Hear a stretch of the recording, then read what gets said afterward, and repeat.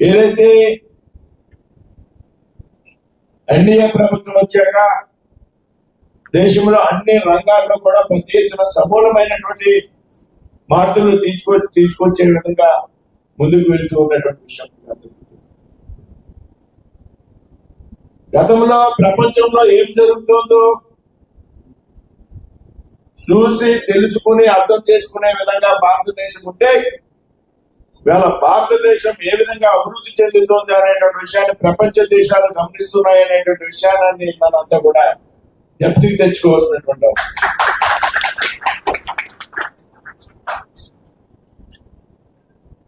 ఏదైతే డిజిటల్ చెల్లింపుల విషయంలో ముఖ్యంగా నరేంద్ర మోడీ గారు ప్రధానమంత్రి అయ్యారు, ఈ దేశంలో డిజిటల్ చెల్లింపులు ఏ విధంగా సాధ్యమవుతుంది అనేటువంటి విషయం, యూపీఐ చెల్లింపులు ఈ దేశంలో భారతదేశం లాంటి దేశంలో సాధ్యమా అని ప్రపంచం అవహేళన చేసినప్పుడు దాన్ని పెద్ద ఎత్తున ప్రభుత్వం ప్రోత్సహించడం ద్వారా ఇవాళ ప్రపంచంలోనే డిజిటల్ చెల్లింపుల్లో భారతదేశంలో మొదటి స్థానంలో ఉందనేటువంటి విషయం మనందరికీ